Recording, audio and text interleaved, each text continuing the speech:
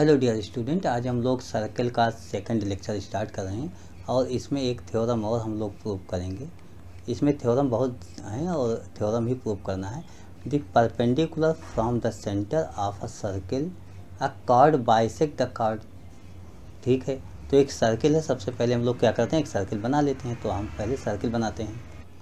इसमें गिवन है कि परपेंडिकुलर फ्रॉम सेंटर, सेंटर हमारे पास अगर ओ है तो यहाँ से perpendicular of a circle to a chord, एक कार्ड है, इसी कार्ड पर परपेंडिकुलर है। तो कार्ड मैं ऐसे कह देता हूँ कि हमारे पास जो एक कार्ड है ये ए बी है, ओ से इस पर परपेंडिकुलर है। ये आपके पास परपेंडिकुलर मतलब 90 डिग्री है, इस तरीके से है। तो बाइसेक्ट द कार्ड, ये परपेंडिकुलर अगर मैं इसे एम कह दूँ, ओ एम बाइसेक्ट करता है। इसका मतलब गिवन क्या है, सबसे पहले हम ये नोट कर लेते हैं। गिवन इन सर्कल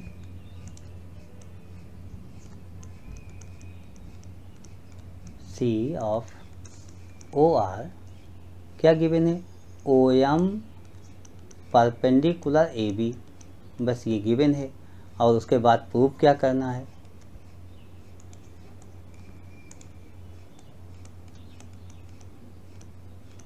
तो प्रूफ आपको क्या करना है कि A M equal to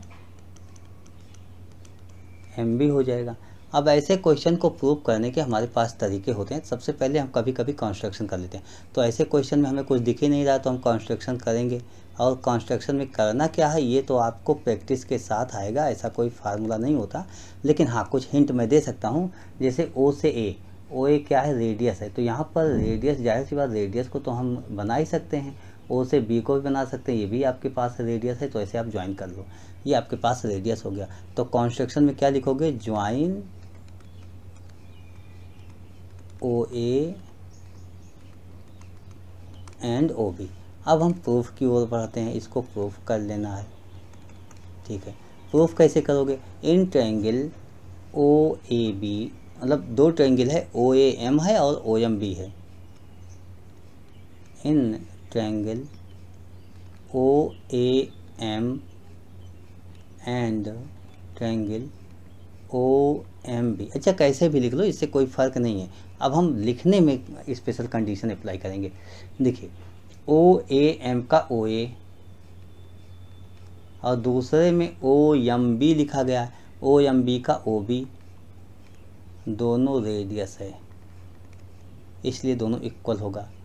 next condition में आप ये लिखोगे कि भाई देखिए, इसमें जो ओ एम गिवन है ये दोनों में गिवन है।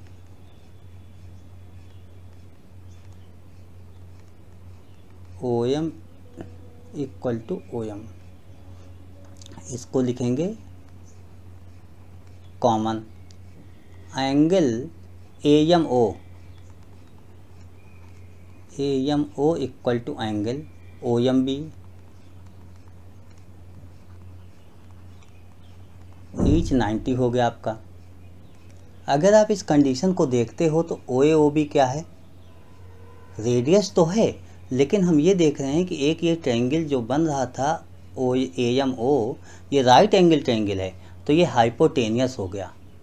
ये हमारे पास क्या हो गया, ये हाइपोटेनियस हो गया। और ये कॉमन जो ओ एम है ये तो एक साइड हो गई राइट एंगल ट्रायंगल की, और ये राइट एंगल हो गया ये। तो इसमें हम तीनों कंडीशन देखें तो आर एच एस प्रॉपर्टी लग रही है कॉन्ग्रुएंसी के लिए, तो हम आर एच एस लिखेंगे। और इसकी कॉन्ग्रुएंसी कैसे लिखेंगे, यहाँ पर कॉन्ग्रुएंसी लिखते समय भी हमें थोड़ा सा सावधानी बरतनी होगी।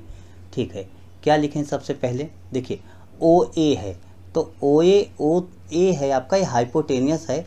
हाइपोटेनियस में आप ए ले रहे हो तो ठीक है, ए नोट कर लीजिए, कोई दिक्कत नहीं है।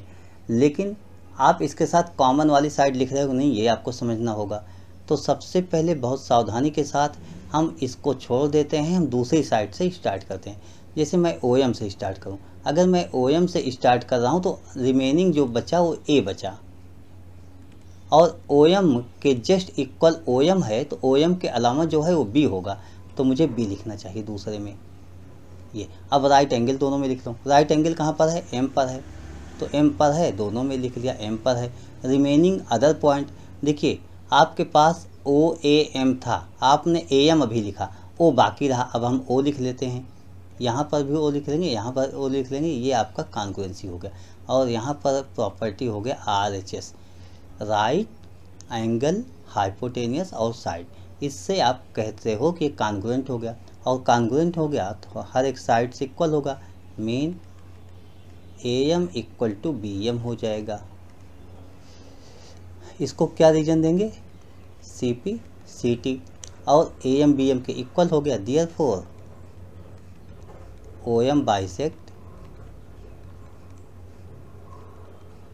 AB। बस आपका सॉल्व हो गया, यही तो आपको निकालना था, हेंस प्रूव्ड। नेक्स्ट थ्योरम अगर आप रीड करते हो तो यहाँ पर क्या लिखा है इसको समझिए। The line drawn through the centre of a circle to bisect a chord is perpendicular to a chord. मतलब अगर बाइसेक्ट कर रहा है तो परपेंडिकुलर होना चाहिए। ठीक है, अगर ऐसी कंडीशन है, सबसे पहले हम लोग एक सर्किल को अपने बना लेते हैं, उसके बाद आगे क्वेश्चन सॉल्व करेंगे। सर्किल बना लेते हैं, हमारे पास ये सर्किल हो गई, इसी सर्किल को हम कंटिन्यू कर लेते हैं। अच्छा, the line drawn through the centre, सबसे पहले इसका एक कॉर्ड होता है, कॉर्ड का नाम हम AB लिख लेते हैं, और यहाँ सेंटर से एक लाइन थ्रू द सेंटर, ऐसे लाइन बन रही है, बाइसेक्ट अ कार्ड, कार्ड को बाइसेक्ट कर रही है। ये मीन अगर ये M है तो गिवन क्या है, हम यहाँ नोट करते हुए चलते हैं। देखिए गिवन सबसे पहले आप नोट कीजिए, आप ये लिखोगे in circle C of OR, मतलब सेंटर को O कह दो, रेडियस को R कह दो, bisect mean AM equal to MB, ये है bisect a chord is perpendicular to a chord, mean to prove आपको क्या करना है, परपेंडिकुलर टू अ कॉर्ड, यानी OM परपेंडिकुलर टू AB, ये आपको निकालना है। अब हम लोग इसी के आगे प्रोसीड करते हुए जब आएंगे तो हमें ये देखना होता है कि क्या बिना कंस्ट्रक्शन के निकल आएगा या कंस्ट्रक्शन करना होगा। तो यहाँ कंस्ट्रक्शन करना होगा, क्या करना है, join AO and OB, join AO and OB, ये सब कन्वर्स है, जो पहले इसके जस्ट थ्योरम मैंने डिस्कस किया उसी का कन्वर्स ये है। उसके बाद अब हमें प्रूफ करना चाहिए इसको,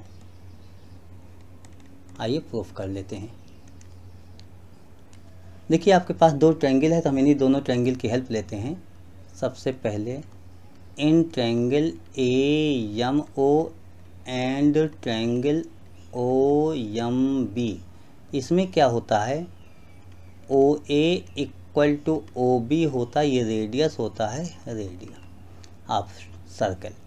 उसके बाद OM इक्वल टू OM होता है, कॉमन हो गया, ये भी इक्वल हो गया, एंड AM साइड जो है ट्रायंगल की वो MB के इक्वल हो गया, गिवन है। देखिए गिवन किया था सबसे पहले स्टार्टिंग में, यही तो गिवन है आपके पास, ये गिवन है। इस तरीके से आपने क्या देखा कि ट्रायंगल की 3 साइड्स इक्वल है, देयरफॉर ट्रायंगल। अब थोड़ा सा लिखते समय हमें सावधानी बरतनी होगी। जैसे मैंने OA लिख दिया, तो OA लिख दिया, इसका मतलब यहाँ पर देखें OA लिख दिया तो M बाकी है, तो M लिखते हैं। यहाँ पर मैं M से स्टार्ट करूँगा, कॉन्ग्रुएंट ट्रायंगल, और OA के इक्वल OB है, तो अब हम यहाँ OB छोड़ देते हैं, M लिख लेते हैं, यहाँ भी M लिखते हैं।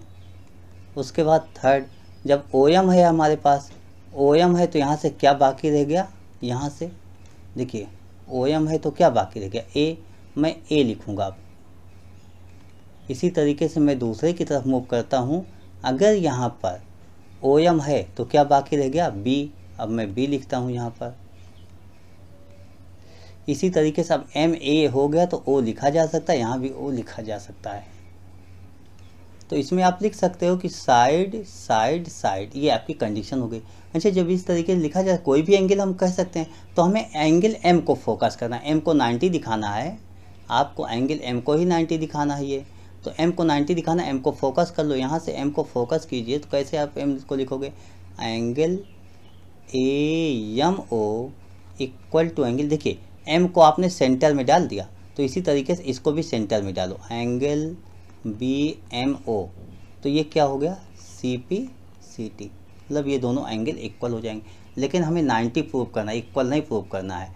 तो हम ये देखते हैं कि ए एम बी एक स्ट्रेट लाइन होती है, A M B is straight line, angle A M B equal to 180 degree, और रीजन क्या है स्ट्रेट लाइन, स्ट्रेट लाइन का एंगल हो गया।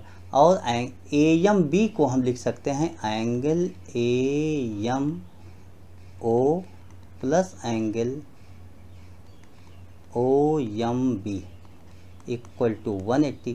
यहाँ पर क्या हमने देखा था कि ये दोनों इक्वल है, ये जो ओ एम बी है ए एम ओ के इक्वल है, तो ए एम ओ लिख देते हैं अगले स्टेप में, A M O plus angle A M O equal to 180 degree. Angle A M O 2 times आपके पास है, तो आप लिखोगे 2 times angle A M O equal to 180 degree, angle A M O equal to 180 upon two 90 degree, so that therefore अब आप लिख सकते हो कि O M perpendicular on A B, hence proved. अब हम लोग नेक्स्ट थ्योरम की ओर पढ़ेंगे, तो नेक्स्ट थ्योरम हम नोट करते हैं, उसके बाद आगे कंटिन्यू कर लेते हैं। देखिए नेक्स्ट थ्योरम क्या है आपके पास, equal chords of a circle, एक सर्किल है तो इक्वल कार्ड है, आर ऑफ कॉन्ग्रुएंट सर्किल है, या तो कॉन्ग्रुएंट होगा मीन दोनों की रेडियस इक्वल होगी, or equidistance from the centre, मतलब जो कार्ड होते हैं इक्वल होते हैं, इक्वी डिस्टेंस होते हैं, सेंटर की डिस्टेंस इक्वल होती है। तो हम सबसे पहले इसके सर्किल, दोनों सर्किल बना लेते हैं, उसके बाद मूव करते हैं। एक सर्किल तो मैंने इस तरीके से बना दिया, और दूसरी सर्किल भी इस तरीके से यहाँ पर बना दिया, और आगे सॉल्व करते हैं।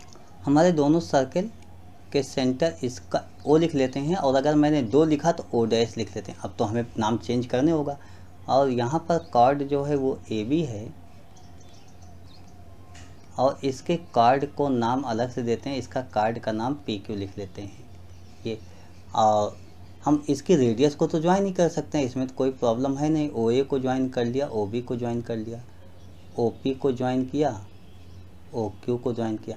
अब कह रहे हैं कि यहाँ ओ डैश है, यहाँ ओ से जो ए बी पर परपेंडिकुलर होगा, अगर मैं इसको एम लिख लूँ, ओ डैश से इस पर परपेंडिकुलर होगा, इसको मैं एन लिख लूँ, तो आपका ये है equi distance from the centre. तो गिवन क्या है, सबसे पहले ये नोट कीजिए,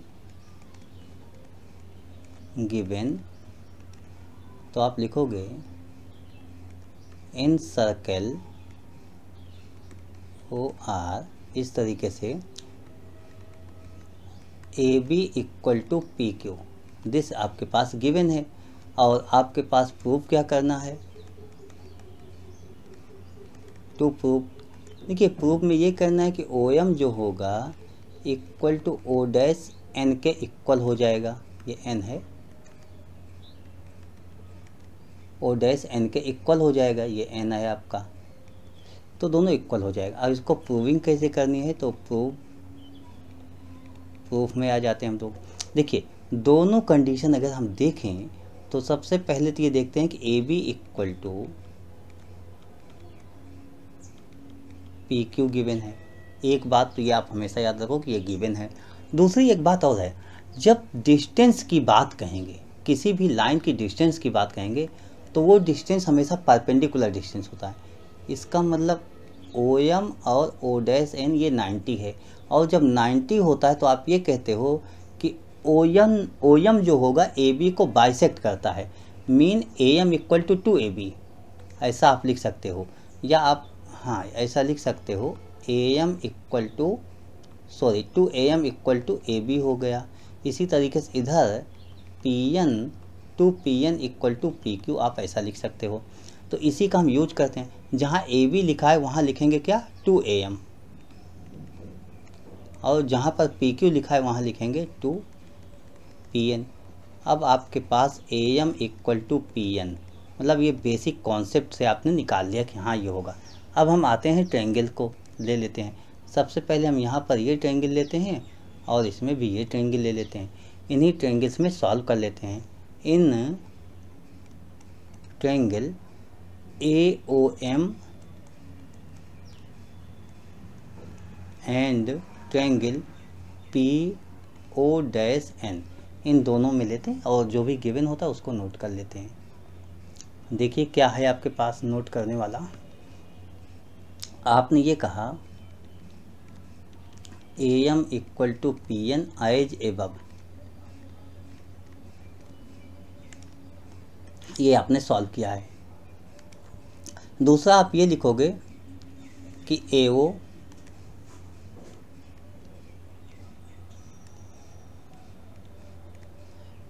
इक्वल टू PO डैश, ये भी आप लिख लोगे।